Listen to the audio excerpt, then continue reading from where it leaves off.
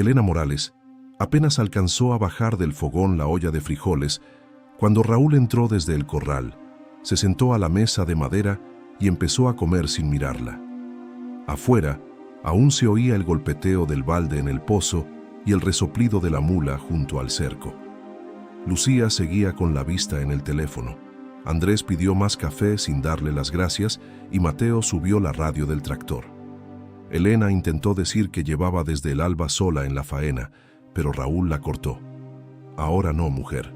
La cocina olía a leña, maíz tostado y ropa húmeda secándose junto a la ventana que daba al patio de tierra.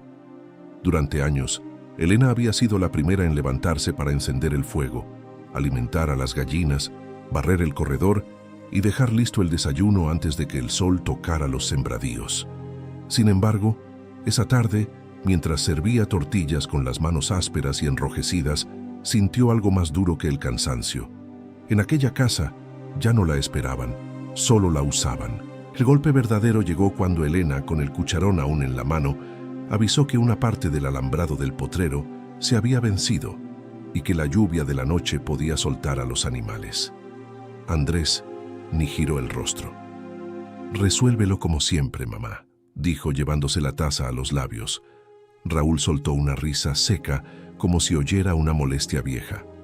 Elena quedó inmóvil junto a la mesa, entendiendo por primera vez que su palabra valía menos que el ruido del campo alrededor. Antes, el día en aquella casa empezaba con Elena andando descalza sobre el piso frío, avivando el fogón antes de que cantara el primer gallo. Ponía café, amasaba tortillas, dejaba listo el alimento de las gallinas y cargaba agua del pozo mientras el cielo apenas clareaba sobre los maizales. Nadie preguntaba cómo amanecía ni si le dolían las manos, solo esperaban encontrar todo hecho, como si la casa se mantuviera viva sola, por costumbre, y no por su cuerpo cansado. Raúl salía al corral con el desayuno servido. Andrés tomaba la camioneta sin despedirse. Lucía dejaba la ropa sobre una silla para hallarla limpia al atardecer y Mateo entraba embarrado del establo esperando comida caliente. Elena recogía, lavaba, remendaba, barría el corredor, apartaba la leche, revisaba la huerta y aún llevaba almuerzo hasta el lindero. Durante años creyó que ese esfuerzo era amor compartido. Esa tarde entendió que para ellos era obligación muda. Mientras tendía sábanas junto al patio de tierra, Elena vio sus manos agrietadas por el jabón, la leña y el sol, y recordó que hubo un tiempo en que la llamaban el corazón de la casa. Ahora ni siquiera le avisaban las decisiones. Lucía habló de vender unas gallinas. Andrés decidió mover unos postes del cerco y Raúl aprobó todo sin mirarla. Elena oyó la conversación desde la ventana, quieta, con una punzada nueva en el pecho. Dependían de su trabajo, pero ya no contaban con ella. La ingratitud dejó de sentirse como un descuido y empezó a volverse costumbre.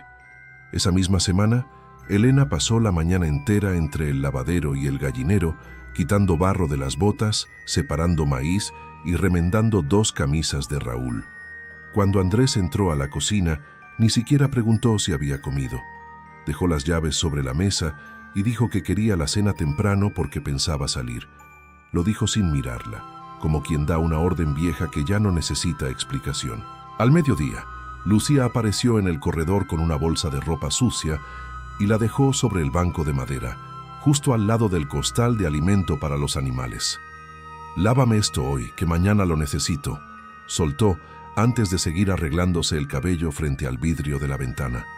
Elena alzó la vista esperando, aunque fuera un «por favor» o una mirada limpia. Pero su hija ya hablaba de otra cosa, como si pedirle servicio fuera tan natural como abrir una puerta. Lo peor fue ver que nadie notaba el abuso, porque todos lo llamaban rutina. Mateo entró del patio, embarrado de tierra, dejó el plato sobre la mesa sin recogerlo y preguntó qué había de comer sin verla a la cara. Raúl, desde afuera, pidió más café como si ella no hubiera parado en todo el día. Elena se quedó de pie junto al fogón, oyendo órdenes caer una tras otra, y por primera vez sintió algo más peligroso que la tristeza. Rabia silenciosa, seca, cansada de ser tratada como sombra.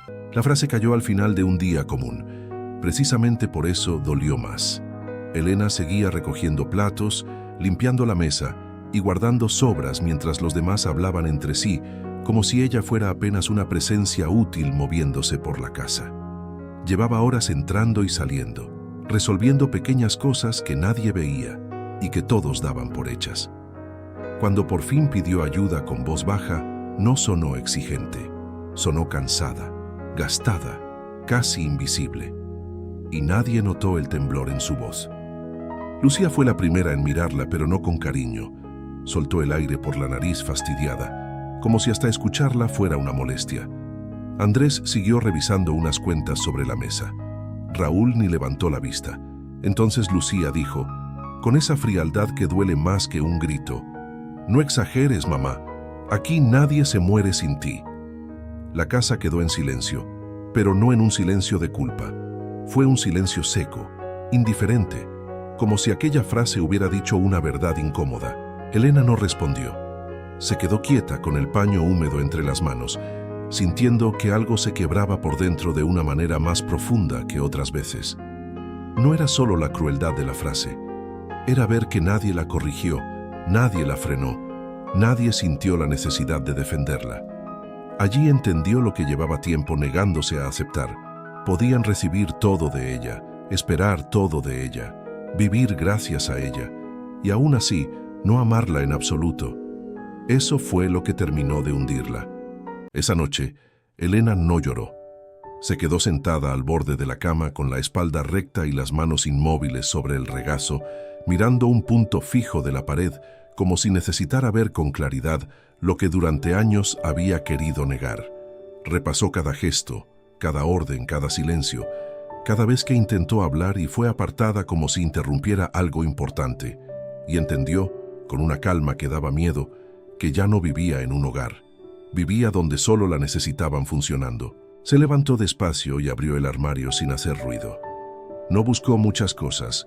Tomó 2 mudas de ropa, su documento, una foto vieja guardada entre unas toallas y el poco dinero que había ido apartando en silencio. Luego dobló el delantal y lo dejó sobre la silla, como si al soltarlo terminara de desprenderse de una vida entera. No estaba huyendo en medio de un arrebato. Eso era lo más duro. Elena no se iba por rabia. Se iba porque, si se quedaba, terminaría apagándose por dentro. Antes de acostarse, recorrió la casa con la mirada por última vez. Vio la mesa vacía, las tazas sin lavar y la ropa que alguien había dejado para que ella la resolviera al amanecer. Entonces sintió una quietud extraña, casi cruel, acomodándose en su pecho. Ya no quería esperar disculpas, ni una mirada distinta, ni una prueba de amor tardía. La decisión estaba hecha. Al día siguiente, se iría sin avisar, sin dejar explicaciones. Por primera vez en años, iba a elegir salvarse a sí misma. A la mañana siguiente, Elena ya no estaba. No hubo portazo, ni carta sobre la mesa, ni una escena final que les explicara lo que acababa de romperse. Solo su cama tendida, el delantal doblado donde lo había dejado y una ausencia rara, todavía silenciosa, extendida por la casa. Al principio nadie entendió. Raúl preguntó por el café. Andrés buscó una camisa limpia. Lucía quiso saber por qué no estaba listo el desayuno y Mateo gritó desde el cuarto, como si todo pudiera seguir igual. Pero nada siguió igual. Las horas empezaron a desordenarse de una forma casi humillante. No apareció la comida a tiempo, nadie encontró sus cosas, los platos se apilaron, la ropa quedó húmeda, el piso sin barrer y la casa comenzó a oler a abandono. Lo que antes parecía automático reveló de golpe su verdadero peso. Elena no solo hacía tareas, sostenía el ritmo, la paz mínima y el equilibrio invisible de todos. Sin ella, la rutina mostró lo frágil que siempre había sido. La incomodidad pronto dejó paso a algo peor. Lucía intentó lavar y terminó llorando de rabia. Andrés salió molesto porque no halló nada en su lugar. Raúl dio órdenes que ya nadie obedeció del todo. Por primera vez, el silencio de la casa no fue descanso, sino culpa. Elena no estaba, y sin embargo seguía en todas partes, en cada cosa que faltaba, en cada vacío. Recién entonces entendieron lo insoportable. No habían perdido ayuda, habían perdido a la mujer que mantenía viva la casa. Cuando por fin salieron a buscarla ya era tarde. No la buscaron el mismo día por amor, sino por desorden, por necesidad y por esa incomodidad creciente que empezó a volverse culpa. Raúl preguntó en casas vecinas, Andrés recorrió calles cercanas y Lucía llamó con una urgencia que nunca mostró cuando Elena aún estaba allí. Pero cada hora sin encontrarla los obligó a mirar de frente lo que habían hecho. No la habían empujado a irse en un solo día, sino poco a poco, durante años. Elena, en cambio, estaba lejos de aquella casa y por primera vez en mucho tiempo pudo oír su propia respiración sin que nadie la llamara para resolver algo. No sentía alegría, porque algunas heridas no se convierten en alivio tan rápido, pero sí una paz nueva, seria, silenciosa. Cuando Lucía logró hablar con ella y le pidió que volviera, Elena cerró los ojos antes de responder. No levantó la voz, no reclamó nada. Solo dijo que había dado demasiado para regresar a seguir siendo nadie. Después de cortar la llamada, Elena se quedó inmóvil unos segundos, con el pecho apretado pero sin dudar. No iba a volver. Esa fue la primera decisión verdaderamente suya en muchos años y también la más dolorosa. Mientras del otro lado la familia entendía, al fin, que el arrepentimiento no siempre repara lo destruido, Elena siguió adelante con la dignidad herida, sí, pero intacta. Ya no quería que la extrañaran por lo que hacía. Eligió un lugar donde pudieran verla por quien era.